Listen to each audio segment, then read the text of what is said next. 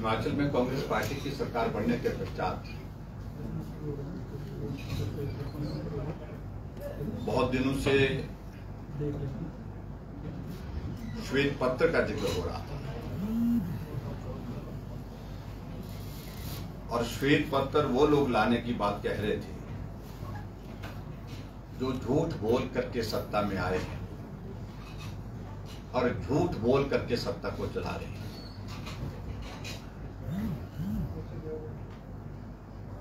आमतौर पर जब भी श्वेत पत्र की बात होती है तो उसमें कम से कम 3 कार्यकाल किसी सरकार के लेकर के उसका कंपैरिजन होता है। अगर हिमाचल प्रदेश की आर्थिक परिस्थिति खराब हुई तो ये दौर कब से शुरू हुआ और दौर कब से शुरू होने के साथ उसकी वजह क्या थी, उसका एक एनालिसिस होता है और उसके बाद फिर आने वाले समय में हमको और बेहतर ढंग से प्रदेश की आर्थिक स्थिति को बेहतर करने के लिए कुछ सुझाव होते तो उसको हम श्वेत पत्र बोलते हैं। और ये जो डॉक्यूमेंट श्वेत पत्र के नाम से उनने जारी किया, मेरा ये मानना है कि ये उसी तरह का एक तरह का डॉक्यूमेंट है जो चुनाव से पहले उनने 10 गारंटियों का जिसमें जिक्र किया था। इसलिए मैं बोल रहा हूं सरकार कांग्रेस की बनी है, झूठ बोल करके बनी है, झूठ बोल करके चलाना चाहते हैं।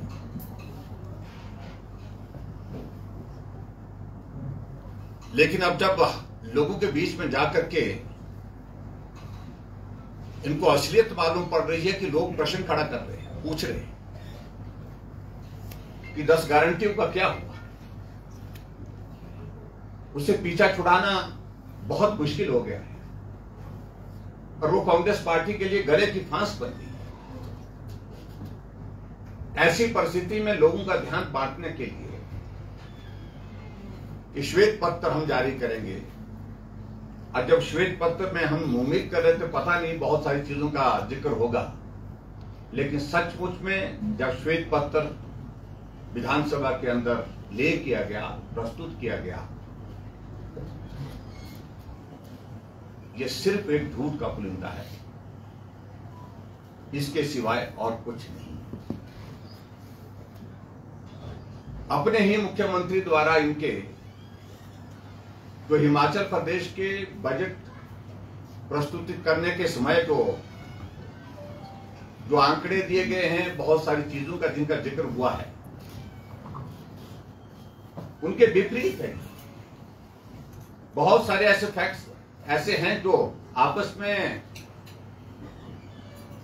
मिलते ही नहीं है। और इसलिए सबसे पहले तो मैं यही कहूंगा कि भारतीय जनता पार्टी इस श्वेत पत्र को सिरे से खारिज करती है और ये डॉक्यूमेंट कूड़ेदान में डालने लायक है।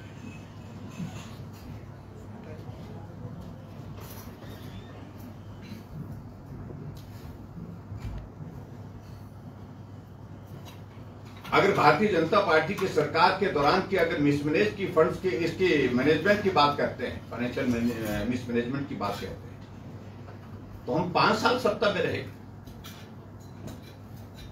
तो जिक्र इसका ऑडिट रिपोर्ट में होता, वो तो है नहीं। और दूसरी बात जो हमको ये सलाह दे रहे हैं कि भारतीय जनता पार्टी की सरकार के दौरान जो है वो रेवेन्यू एक्सपेंडिचर बहुत बड़ा, मैं बड़ा साफ कहना चाहता हूं कि कांग्रेस के कंपैरिजन में हमारा रेवेन्यू एक्सपेंडिचर जो है वो बहुत कम रहा है। जो दर इनके चल रही है, क्योंकि हमने तो 6 CPS नहीं बनाए,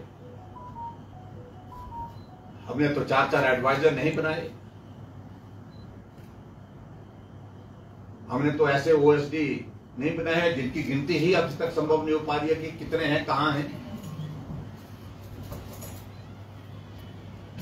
इसलिए सारी चीजों को ध्यान में रखते हुए हमने हिमाचल प्रदेश में 5 साल में सरकार का संचालन किया है। हालांकि कोविड का दौर था और कोविड का दौर लंबा स्पैन था, वो लगभग 2 वर्ष का कार्यकाल ऐसा बीता है।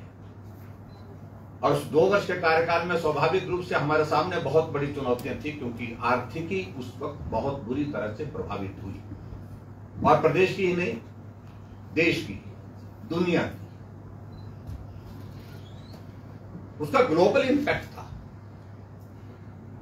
और स्वाभाविक रूप से इसका इंपैक्ट हिमाचल प्रदेश में भी आया, क्योंकि हिमाचल प्रदेश में हमारा टूरिज्म का सेक्टर जो है बहुत बुरी तरह से प्रभावित हुआ।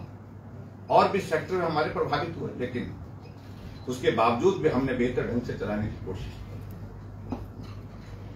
अब बात आती है लोन की। मैं इस बात को मैं जरूर कहना चाहता हूं कि हमने हमेशा हिमाचल प्रदेश में जो लोन की, जो हमारी जीएसडीपी की जो लिमिट निर्धारित थी, उस लिमिट से ऊपर कभी नहीं गए। मैक्सिमम 3.7% से अधिक कर्ज हमने नहीं लिया, जबकि लिमिट 6% तक भी थी, 6% तक भी थी। उसके बावजूद भी हमने उस लिमिट को एग्जॉस्ट तो किया ही नहीं, लेकिन उसके बावजूद हमने उसको टच भी नहीं किया, उससे हमने कम लोन लिया।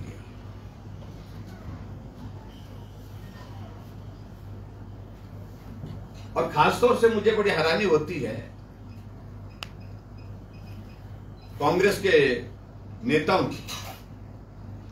ये जिक्र करते हैं कि हिमाचल प्रदेश में जब इनकी सरकार बनी, और उस जब सरकार बने तो हिमाचल प्रदेश में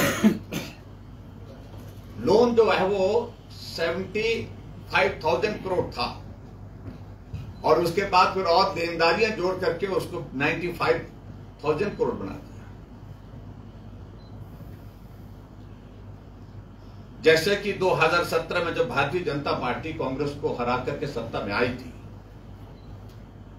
उस वक्त हमको सर्टिफिकेट नो ड्यूज का दे करके चली गई थी।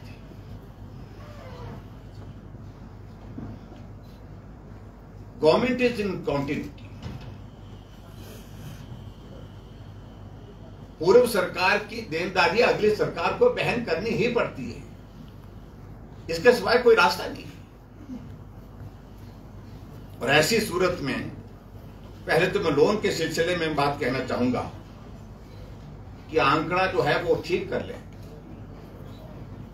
भारतीय जनता पार्टी ने जब सरकार छोड़ी है, यानी कि दिसंबर के महीने में जब कांग्रेस की सरकार बनी, उस वक्त हिमाचल प्रदेश में जो एक्चुअल लोन था, इट वाज 69,622 करोड़।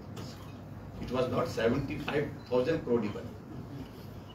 69,622 crores. ये लोन की फिगर थी। लेकिन उसके बाद क्या किया उनने? सरकार में आने के बाद पूरा फाइनेंशियल ईयर का जो लोन उनने धड़ाधड़ लिया, 31 मार्च तक, वो भी हमारे खाते में डाल दिया।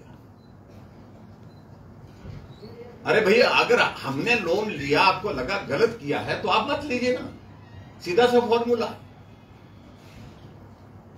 और आज हिमाचल प्रदेश में सरकार, कांग्रेस की सरकार के मात्र 9 महीने हुए हैं, और इस 9 महीने के कार्यकाल में हिमाचल प्रदेश में कांग्रेस ने लोन कितना ले लिया? 8,000 करोड़ रुपए, 8,000 करोड़। और इस बात को हमको मान करके चलना, तो हिमाचल प्रदेश की जो परिस्थिति आज की तारीख में जो बनी है, जो भी हम लोन ले रहे हैं, वो लोन हम पूर्व में लिए हुए लोन और उसके ब्याज को अदा करने के लिए ही ले रहे हैं। ये हकीकत है। अगर हमने लोन लिया, तो मैं ये भी कहना चाहूंगा कि कांग्रेस पार्टी की पूर्व सरकार ने जो हमारे ऊपर 48,000 करोड़ रुपए का ऋण छोड़ करके गए थे 2017, उस लोन का मूल किस्त जो है, और किस्त के अलावा उसकी ब्याज की, भरपाई हमने की। और कितनी की? इन 5 सालों में अगर मूल जो था उसकी हमने भरपाई की 16,671 करोड़, 16,671 करोड़। ये हमने जो लोन लिया था उसकी किस्त जो वापस करनी थी, और उस पर जो ब्याज था, पूरा ब्याज था, ब्याज जो था 21,605 करोड़, 21,605 करोड़ रुपीज। और इसका मतलब अगर हम ये दोनों को मिलाएं, 16,671 करोड़ और 21,605 करोड़ दोनों को मिलाएं, तो हमने जो अदा किया, जो लोन का हिस्सा था, वो था 38,276 करोड़, 38,276 करोड़ रुपीज। ये हमने अपनी सरकार में, जो कांग्रेस सरकार का लोन प्लस उसका ब्याज जो हमने अदा किया। और इसलिए इस फैक्ट को कोई डिनाई नहीं कर सकता है। ये फैक्ट जो है, ये हकीकत है, जो आंकड़े हैं ये फाइनेंस डिपार्टमेंट के आंकड़े हैं। इस बात को मैं बड़ा साफ कहना चाह रहा हूं, स्पष्ट कहना चाह रहा हूं। एक विषय तो लोन के संदर्भ में मुझे लगता है कि क्लियर हुआ। और लोन में दूसरी बात, अगर हम और इसमें अगर बात कहें आगे जाकर के,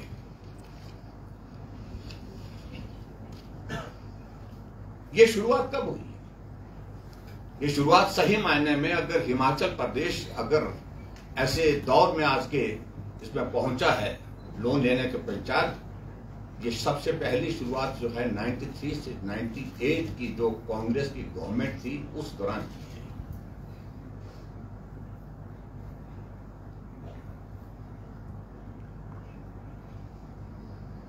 जब उनने लोन मार्केट से उठाया इलेक्ट्रिसिटी बोर्ड के नाम पर और दूसरे कॉरपोरेशन के नाम पर, लगभग 1,000 करोड़ रुपीज उस वक्त, और 1,000 करोड़ उस वक्त के हिसाब से वो बहुत बड़ा अमाउंट होता था। पूरी चर्चा हुई इस बात को लेकर, पूरे हिमाचल प्रदेश में बहुत सारे लंबे समय तक चर्चा रही, क्योंकि इतना बड़ा लोन उस वक्त के लिए बहुत बड़ा अमाउंट है।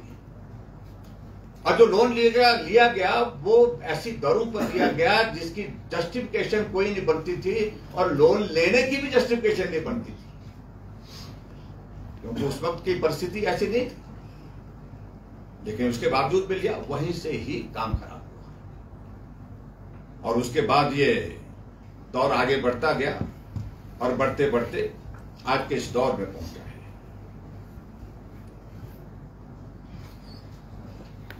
और इसके अलावा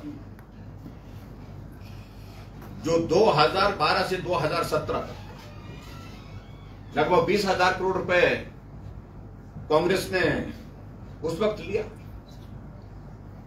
और उसकी जस्टिफिकेशन, उसकी आवश्यकता उस तरह की थी नहीं, क्योंकि उस वक्त ना तो कोविड का दौर था 2012 से 2018 17 हमारी सरकार से पहले जो कांग्रेस की सरकार कार्यकाल था, इसके बारे में कहना चाहता हूं।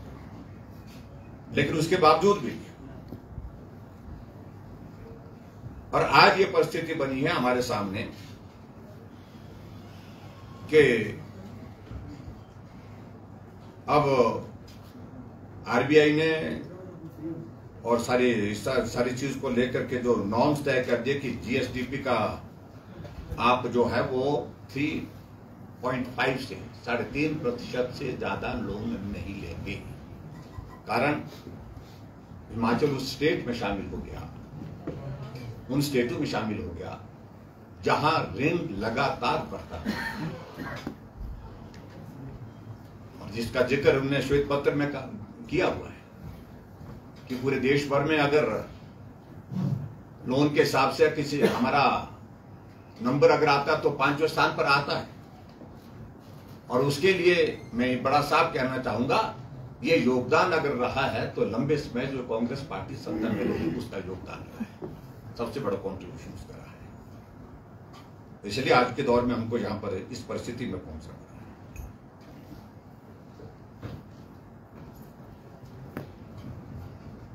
फिर उसके बाद उन्होंने बहुत सारी चीजों का ऐसा जिक्र किया है जो हमें बड़ी हैरान करने वाली लगती है ऐसी।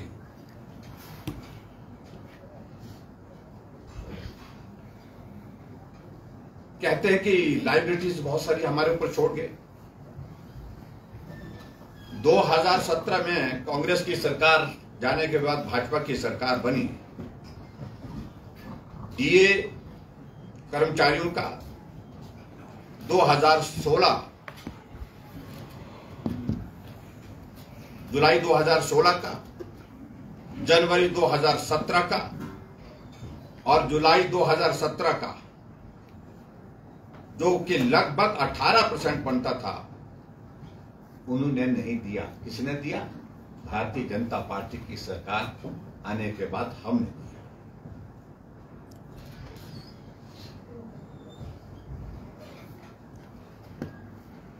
हमने उसके साथ साथ में और भी चीज जो आईआर में देने की कम से कम एक मिनिमम एक्सपेक्टेशन कर्मचारियों की थी, वो भी नहीं दिया, और हमने वो 21% तक दिया, 21% तक दिया।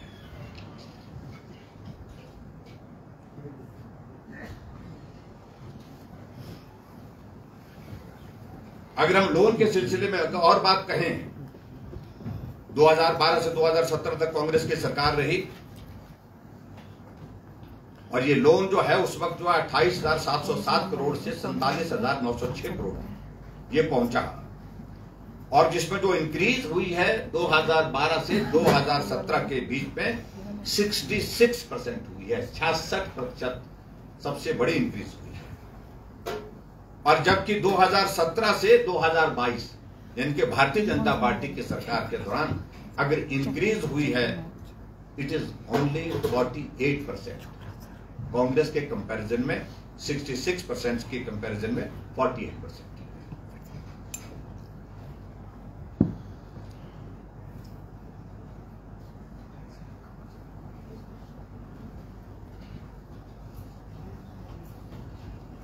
और इस बीच में जो 2012 से 2017 का ये कार्यकाल रहा, तो उस वक्त कांग्रेस के उन मित्रों से हम ये भी पूछना चाहते हैं, जो FRBM एक्ट है जो सुनिश्चित करता है लोन की सारी व्यवस्थाओं को, क्या उसका पालन किया गया?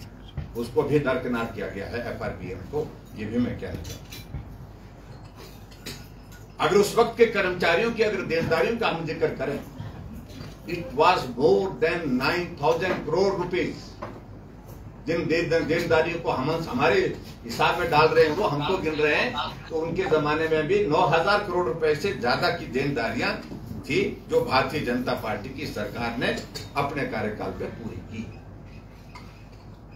इस बात को भी उनको समझना होगा।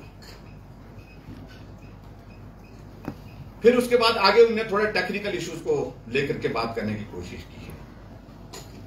एक तो बात उन्होंने कही है 5th फाइनेंस कमीशन की, ये पक्ष नहीं रखा गया, और उस वक्त हमारे फाइनेंस सेक्रेटरी काची जी थे, अनिल काची जी, और एक अच्छे ऑफिसर थे, हिमाचल के ऑफिसर थे। उन्होंने बहुत प्रभावी ढंग से अपनी बात रखी है, और हम सब लोग ने प्रभावी ढंग से बात रखी है। और 5th फाइनेंस कमीशन की अपनी एक जो पूरे देश भर के लिए एक नई नीति जो बनी उस वक्त, जो रेवेन्यू डेफिसिट ग्रांट दी जाती थी स्टेट्स के लिए, उसमें तय हुआ नेशनल लेवल पर कि उसको कम करना चाहिए, उसको टेपर डाउन करना चाहिए, और उसको टेपर डाउन करते हुए उसमें कमी आई सभी पूरे देश के लिए, क्योंकि फाइनेंस कमीशन एक स्टेट के लिए नहीं होता है, पूरे देश के लिए होता है, और जो फाइनेंस कमीशन की जो रिकमेंडेशंस हैं वो पूरे देश के लिए लागू होती है। और हिमाचल प्रदेश में 15th फाइनेंस कमीशन की जो रिकमेंडेशन आई, उसमें पूरे देश में अगर सबसे ज्यादा आरडीजी रेवेन्यू डेफिसिट ग्रांट अगर किसी स्टेट को मिली है, तो हिमाचल उसमें पूरे देश में नंबर 1 पर है। सबसे ज्यादा पैसा हिमाचल प्रदेश को मिला है। ये बात लग है, with the passage of time her financial year में उसको टेपर डाउन करने की बात चल रही है, और लास्ट में 2026 तक शायद ये 3,000 करोड़ रुपीज के लगभग रह जाएगी। दूसरी बात उन्होंने उठाई कि जीएसटी कंपनसेशन का पैसा आप ले नहीं पाए। देखिए, जीएसटी जो एक्ट जो है पूरा जब लागू हुआ था, 2017 में, और उसके बाद 5 साल तक उन्होंने कहा था, उसमें बड़ा क्लियर था कि 5 साल तक जीएसटी कंपनसेशन स्टेट को दिया जाएगा। लेकिन 5 साल पूरा होने के पश्चात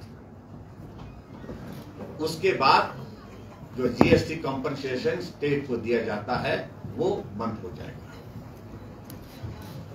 और ये जीएसटी काउंसिल की मीटिंग में भी डिसाइड हुआ और पूरे देश के लिए डिसाइड हुआ, और इसलिए जून 2022 में जीएसटी का कंपनसेशन का जो पैसा पूरे देश के लिए बंद हुआ, ना कि हिमाचल प्रदेश के लिए, पूरे देश में बंद हुआ। कि कानून पूरा केंद्र का कानून है, पूरे देश पर लागू होगा। इस बात को मुझे हैरानी होती है कांग्रेस के नेताओं के उस विवेक कि हिमाचल के लिए जीएसटी काउंसिल अलग से करेगी और उधर के लिए अलग से करेगी। ये कभी संभव होता क्या? इसलिए जीएसटी काउंसिल ने जब निर्णय किया था 5 साल तक रहेगा, 5 साल का टेन्योर कंप्लीट हुआ और उसके बाद जीएसटी कंपनसेशन पूरे देश के लिए बंद हुआ। इसमें हिमाचल प्रदेश पे हमको हमारे ऊपर क्या आरोप लगाने की बात है कि इन्होंने पक्ष नहीं रखा। जो कानून पूरे देश के लिए है वो हिमाचल के लिए भी उस बात को उनको समझना पड़ेगा।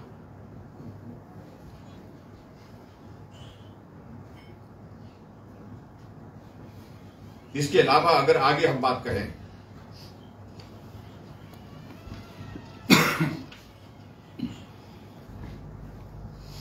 फिर उनने इशू कुछ और जोड़े हुए।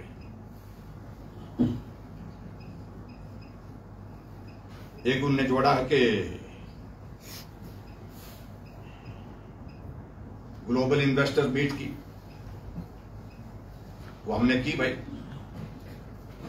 और हमारा उसमें एक टारगेट था, हमारे एक लक्ष्य था कि जब पूरे देश भर में इन्वेस्टमेंट प्राइवेट सेक्टर का वेलकम किया जा रहा हर स्टेट द्वारा, इसमें हिमाचल प्रदेश पीछे क्यों रहे? बात तो ये बनती है। हमने ग्लोबल इन्वेस्टर्स मीट की, और ग्लोबल इन्वेस्टर्स मीट के अंतर्गत हमने आदरणीय प्रधानमंत्री जी को भी उसमें हिमाचल प्रदेश में बुलाया, और बुला करके उस कार्यक्रम को किया, और बहुत बेहतरीन कार्यक्रम वो हुआ है। और मैं आप सबके बीच में उसमें ग्लोबल इन्वेस्टर्स मीट की थोड़ी सी मैं जानकारी ये देना चाहता हूं।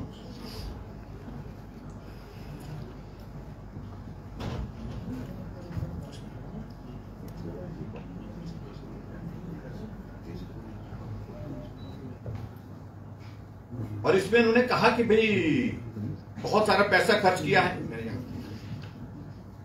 और मैं उसमें ये कहना चाहता हूं कि उनको इस बात को समझना पड़ेगा कि हमने देश के साथ अगर आगे बढ़ना है तो निश्चित रूप से हमको एक बात तय करनी पड़ेगी भाई, हमको कदम आगे बढ़ाना पड़ेगा। मुझे मालूम था ये काम कठिन है, मुश्किल है, उसके बावजूद भी हमने कहा कि उस काम को करना चाहिए। इन्होंने कहा इसमें 27 करोड़ रुपए खर्च किया गया ग्लोबल इन्वेस्टर्स मीट में। और पहले तो मैं ये बताना चाहता हूं, मैं केंद्र सरकार का आभारी हूं, डिपार्टमेंट ऑफ कॉमर्स का। इस ग्लोबल इन्वेस्टर मीट के लिए उन्होंने 10 करोड़ रुपए हिमाचल प्रदेश को केंद्र से दिया, जो उन्होंने छुपा कर रखा, जिसका जिक्र उन्होंने किया नहीं।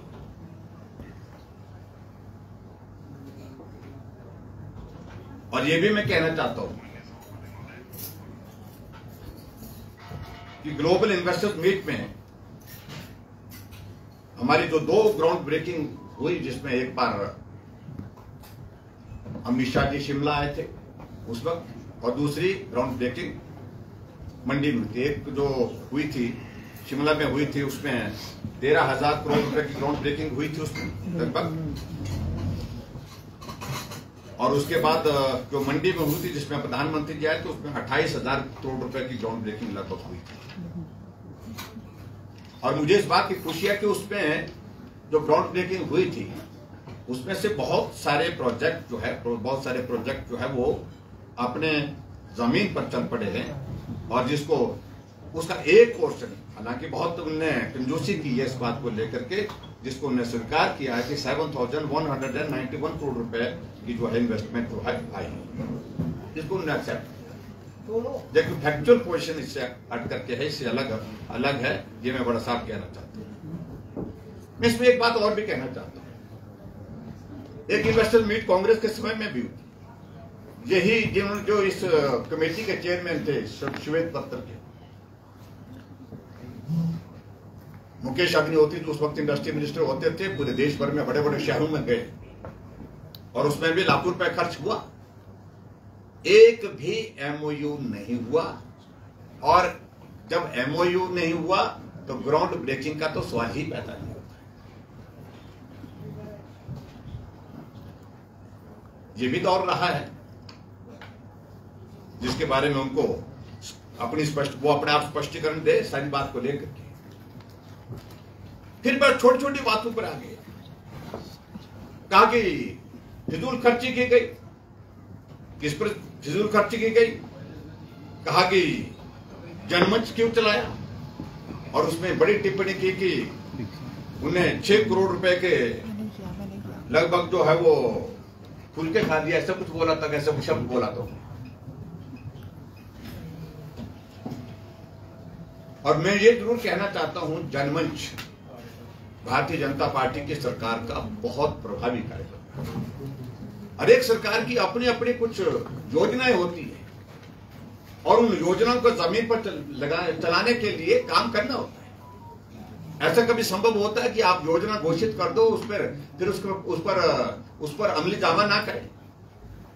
अगर उसको इम्प्लीमेंट करना है, उसको एग्जीक्यूट करना है, तो स्वाभाविक रूप से कुछ खर्चा होगा ही होगा।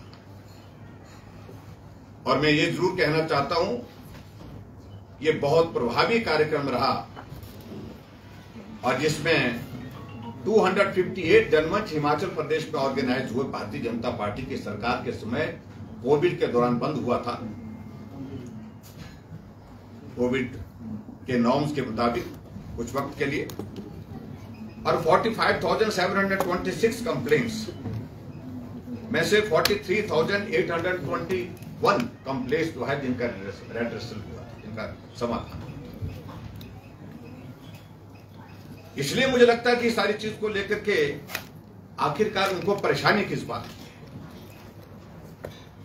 और लोगों को एक अपॉर्चुनिटी दी, अवसर दी कि लोगों की समस्याओं का समाधान गांव में हो, मौके पर। वहीं पर नकल तकरीमा वही बनता था, किसी का राशन कार्ड वही बनता था, किसी को सर्टिफिकेट चाहिए होता था, वो सर्टिफिकेट, कैरेक्टर सर्टिफिकेट वगैरह सारे वहीं पर बनते थे। और यहां तक कि किसी ऐसे आदमी को जिसका मेडिकल सर्टिफिकेट बनना है तो डॉक्टर की टीम वहां पर उपलब्ध रहती थी, वो डॉक्टर वहीं पर उसको एग्जामिन करते थे, उसके बाद वही सर्टिफिकेट हाथ में देते थे। नहीं तो आपको मालूम है 6-6 महीने की डेट है, 8-8 महीने की डेटें उसमें लगती है। ये मैं कहना चाहता हूं, ये जनमंच का एक बहुत बड़ा लाभ उस वक्त हुआ है हिमाचल प्रदेश में। फिर उसके बाद और आगे बढ़कर के एक बात और कही उन्होंने, कहा कि रेलवे में कुछ नहीं हुआ। उनको इस बात को जानना चाहिए कि 2022-23 में रेलवे बजट जो है में काफी बड़ी ग्रोथ आई हिमाचल प्रदेश के लिए, क्योंकि हिमाचल प्रायोरिटी पर होता नहीं था रेलवे के, और 1650 करोड़ रुपए की पहली जो है वो इंक्रीज के साथ जो है हिमाचल प्रदेश में रेलवे की एक उम्मीद बनी कि आगे बढ़ेगी। और उसी बात को मैं आगे ये कहना चाहता हूं कि फर्दर जो है वो 23-24 में ये इंक्रीज जो है वो 1838 करोड़ रुपए की बजट पर पहुंची, 1838 करोड़, जिसमें भानुपल्ली बिलासपुर में 1000 करोड़ रुपए, और 22-23 में इसमें 420 करोड़ रुपए, और 23-24 में इसमें 1000 करोड़ रुपए, चंडीगढ़ बद्दी 450 करोड़ रुपए, नंगल तलवाड़ा 452 करोड़ रुपए, और जबकि यूपीए के सेकंड टर्म में, यूपीए फर्स्ट सेकंड के टर्म में, सेकंड टर्म में हिमाचल प्रदेश में रेलवे का बजट सिर्फ 108 करोड़ रुपए था।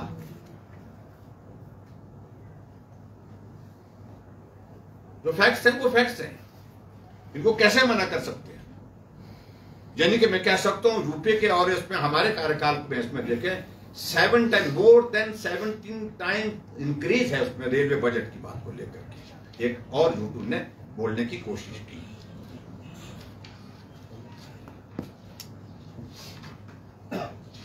मैं उनका ये श्वेत पत्र साथ ही लाया हूं भाई।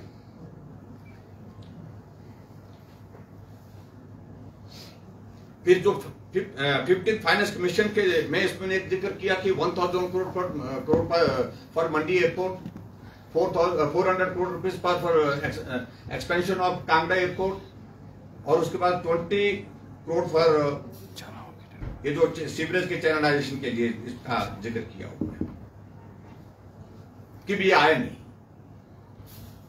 15th फाइनेंस कमीशन ने रिकमेंडेशन की है, क्योंकि ये पक्ष हमने खुद रखा है।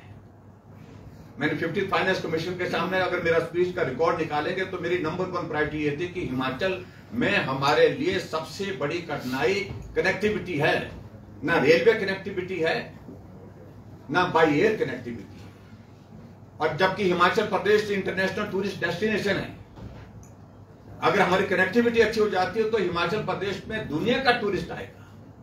हमारे पास कनेक्टिविटी सिर्फ बाई रोड है, वो भी बहुत बेहतर ढंग से अभी तक नहीं है, इसलिए हमने कहा इसको लिए बेहतर करना चाहिए। हमको नया एयरपोर्ट, फुल फ्लैश बड़ा एयरपोर्ट, जहां हमारी ये एरोप्लेन लैंड कर सके, उस दृष्टि से हमने एक शुरुआत की मंडी की। कहा कि पैसा नहीं आया, भाई पैसा तो तब आएगा जब आप लैंड एक्विजिशन की प्रोसेस कंप्लीट करोगे, उसके बाद पैसे की गुंजाइश होगी। ऐसा नहीं होता कि भाई आपको पहले ही पैसा दे देंगे। और इसके लिए यहां यही नहीं, ये रिकमेंडेशन तो 15th फाइनेंस कमीशन की है। 1000 करोड़ जो है लगातार 3 बजट मेरे, उसमें 1000 करोड़ रुपए मंडी एयरपोर्ट के लिए ईयर मार्क तय करके रखा अभी भी। अब मुझे मालूम पड़ रहा है कि उस 1000 करोड़ रुपए का और जगह खर्च कर रहे हैं, उसके आदेश हो गए हैं। जानकारी फाइल पर मैं कल लगता है मुझे ऐसी जो जानकारी मिली है। दूसरा, कांगड़ा एयरपोर्ट की एक्सपेंशन के लिए हमको मालूम है, हमने कहा कांगड़ा एयरपोर्ट बेहतर कर रहा है। आज वहां पर हमें खुशी है कि लगभग 9 फ्लाइट्स वहां पर चल रही है, लेकिन अगर उसकी एक्सपेंशन हो जाती तो कांगड़ा बहुत जल्दी हम बहुत बढ़िया एयरपोर्ट दे करके वर्ल्ड क्लास सुविधाओं के साथ जो है वो टूरिस्ट के लिए एक डेस्टिनेशन डेवलप कर सकते हैं। धर्मशाला, पालमपुर, आपका खजियार, आपका चंबा, सारा इलाका आएगा उसमें, और उसका इम्पैक्ट पूरे हिमाचल प्रदेश में होगा। इसलिए हमने कहा उसकी एक्सपेंशन बहुत जरूरी है, और 400 करोड़ रुपीज उसके लिए रिकमेंड किया फाइनेंस कमीशन ने। लेकिन उसकी भी प्रोसेस अभी तक पूरी नहीं हुई, प्रोसेस को आगे करेंगे, उसके बाद पैसे की उसमें बात होगी। तो इसलिए ऐसी चीजों का कोई अर्थ नहीं है, कोई मतलब नहीं है। अब आप सत्ता में पिछले 10 महीने से, आप बताएं आप क्या कर रहे हैं? आपने एयरपोर्ट मंडी का क्या किया, आपने एयरपोर्ट कांगड़ा का क्या किया? इस बात को स्पष्ट करें। इस बात को स्पष्ट करने की स्थिति में वो है नहीं। और इसी तरह से आगे बढ़ करके अगर हम बात करें कि संस्थान खोल दिए, और संस्थान खोलने की बात को मैं स्वीकार करता हूं, हम जनप्रतिनिधि हैं, और लोकतांत्रिक व्यवस्था में जो सरकार होती है उस सरकार को जनता की आवाज को सुनना होता है। हिमाचल प्रदेश में अलग अलग विधानसभा क्षेत्र में मेरा जाना होता था बतौर मुख्यमंत्री, तो वहां लोग मांग करते थे, विधायक मांग करते थे, जनप्रतिनिधि हमारे पंचायती राज संस्थाओं के थे, वो मांग करते थे कि हमारे यहाँ पर इस चीज की जरूरत है, यहाँ पर हमको ये चीज दी जाए, और उसके अनुसार हमने वो सारी चीजें वहां पर दी।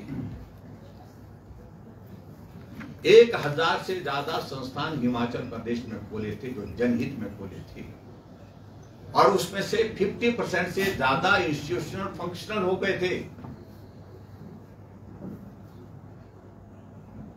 डॉक्टर बैठ करके हॉस्पिटल में, पीएससी में इलाज कर रहा था, सीएससी में इलाज कर रहा था, तहसीलदार तहसील में बैठ करके तहसील चला रहा था। एक्सीडेंट अपने डिवीजन में बैठ करके काम कर रहा था, बीडीओ अपने दफ्तर में, ब्लॉक के दफ्तर में बैठ करके काम कर रहा था, लेकिन उसके बावजूद वो सारे संस्थान बंद किए। और अब जग हंसाई तो तब हो रही है जब उन विधानसभा क्षेत्रों में जाकर के मुख्यमंत्री उन्हीं संस्थानों की घोषणा फिर से। इससे बड़ा तमाशा कभी हमने देखा नहीं, जिसको शब्दों में कहना मुझे कठिन है, मेरे मुंह में शब्द आ रहा है, लेकिन मैं ये बोल रहा हूं, मैं छोड़ देता हूं।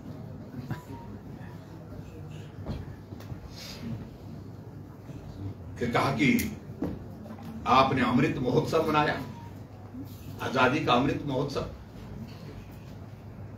मैंने प्रश्न किया विधानसभा में, अभी आपने देखा होगा प्रश्न जब चल रहा था, प्रश्न के उत्तर में मैंने एक सप्लीमेंट्री की थी और मुख्यमंत्री जी फंस गए और गोल गोल करके उसको घुमा करके चले गए। और मैंने कहा था उसमें, मैंने कहा हम एक फेडरल सिस्टम में, फेडरल स्ट्रक्चर में काम करते हैं। क्या कोई कार्यक्रम पूरे देश भर के लिए केंद्र की सरकार घोषित करती है, तो क्या हिमाचल प्रदेश उस कार्यक्रम को हिमाचल में लागू करने से मना करेगा? हमने कहा आप जवाब दें। बोल बोल करके ने हाँ करी ना करी। तो राष्ट्रीय कार्यक्रम के अंतर्गत आजादी के 75 वर्ष होने के बाद अमृत महोत्सव जिस प्रकार से मनाया गया, उसका भी बिल हमें पकड़ाया गया, बताया गया कि ये बिल है, कार्यक्रम होगा तो खर्चा होगा ही भाई। और खर्चा होगा तो खर्चा ऐसा भी नहीं है कि जो बिल्कुल एग्जॉर्बिटेंट, मतलब ऐसे कोई बड़े बढ़ा चढ़ा करके हमने ऐसे नियमों की अवहेलना करके किया। जो जेन्युइन खर्चा था उसी के तहत खर्चा हुआ है। क्या राष्ट्रीय कार्यक्रमों को हम न करें? क्या प्रदेश सरकार कर सकती है? क्या उनके इंप्लीमेंटेशन, उनके एग्जीक्यूशन अपनी स्टेट में बंद कर दे? कर सकती है क्या? ये प्रश्न है मेरा उन लोगों से। फिर आज 75 ईयर्स ऑफ हिमाचल प्रदेश, प्रगतिशील हिमाचल प्रदेश के 75 साल का हमने वो मनाया। उस पर कहा कि इसकी बनाने की क्या आवश्यकता थी? हर एक सरकार के अपने कार्यक्रम होते हैं। अब सुखू जी ने अपने नाम से ही योजना चला दी।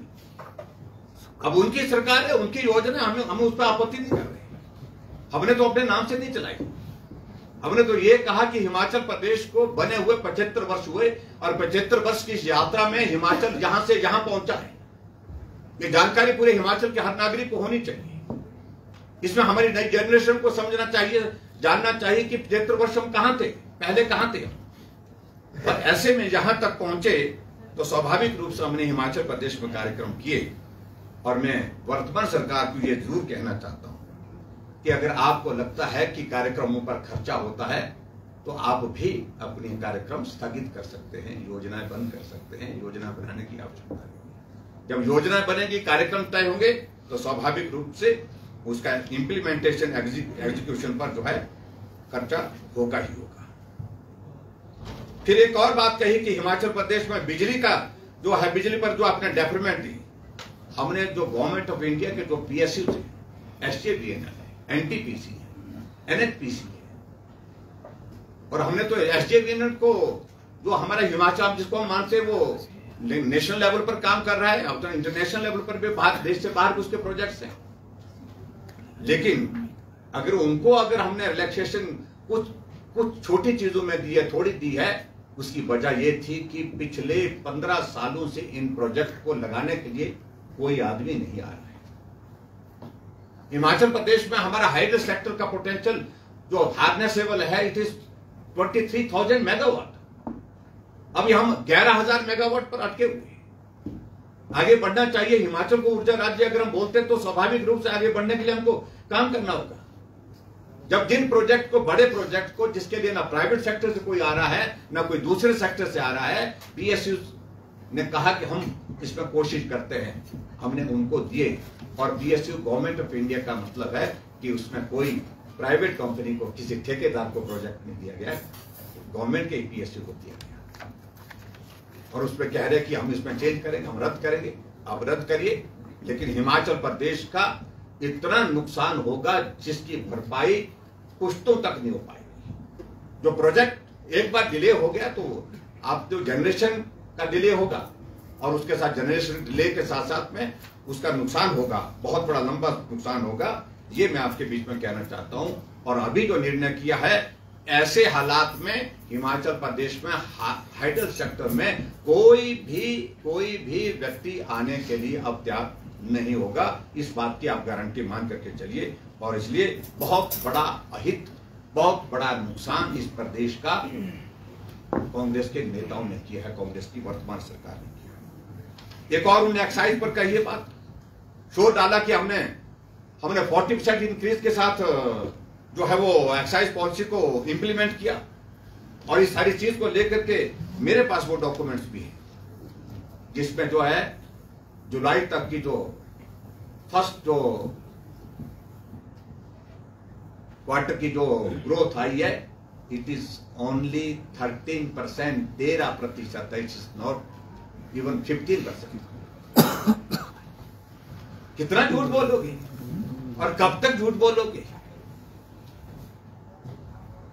40% की इंक्रीज की बात कह दी और 13% पर वहां पर अटके। और वो जो कॉन्ट्रैक्टर है जिनको दिया गया है वो अब कोर्ट में मूव कर रहे हैं। सरकार से मिले, उन्हें कहा कि हमारे बस की नहीं है, और उसके बाद अब कोर्ट के लिए मूव कर रहे हैं। और ज्यादा मुझे लगता है कि इसमें और भी ज्यादा क्षति होगी, और भी ज्यादा नुकसान होगा, ऐसा मेरा मानना है। कुल मिलाकर के ये जो श्वेत पत्र अभी जो प्रस्तुत किया गया है, ये फेक डॉक्यूमेंट है। मैं इसको इस तरह की संज्ञा देता हूं।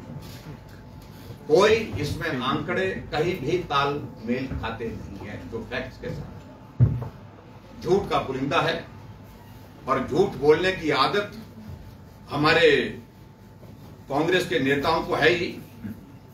और इस सारी चीज को लेकर के मैं आपके सामने अपनी बात समाप्त करूंगा। जो chairman of this committee is mister Mukesh Agnihotri, ये आप सुन लीजिए थोड़ा।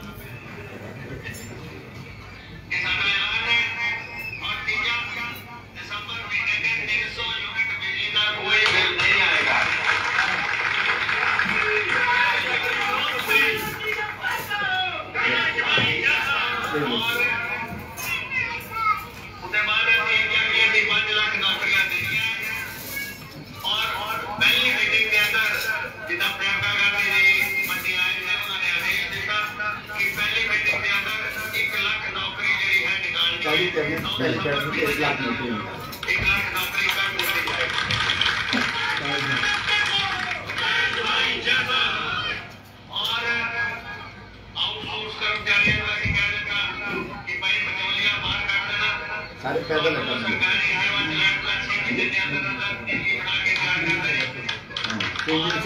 5 दिन हो गया।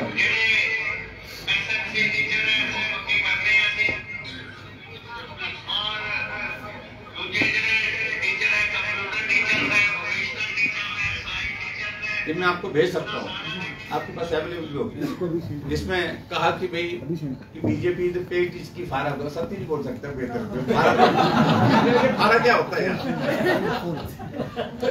वो तो पिक्की फारा पै गया बोलते हैं।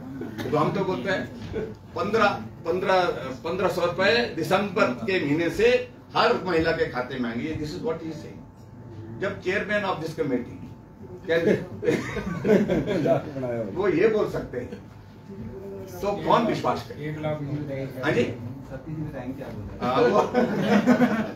तो मैं तो आपको उदाहरण बता रहा हूँ। इस तरह झूठ बोल करके सत्ता में आए, झूठ बोल करके सरकार को चलाना चाह रहे हैं, इसकी इजाजत नहीं होगी। सरकार बन गई लेकिन सरकार चलाने की इजाजत झूठ बोल करके नहीं देंगे। ये भाजपा की प्रतिबद्धता है और हिमाचल प्रदेश की जनता की भी मांग है। आज इनके लिए कठिनाई यही हो गई है कि जाएं तो जाएं कहां, आगे कुआं पीछे खाली, ऐसे बोलते हैं ना, वो स्थिति कांग्रेस पार्टी की वर्तमान में बनी है। इसलिए मित्रों, ये श्वेत पत्र एक बहुत ही भद्दा परिहास है, मजाक है, जो एक प्रयत्न किया है झूठे आंकड़ों के साथ, झूठी बातों का जिक्र करके हिमाचल प्रदेश की जनता को फिर से गुमराह करने का, जिसको भारतीय जनता पार्टी सिरे से खारिज करती है। बहुत बहुत धन्यवाद। Thank you very much.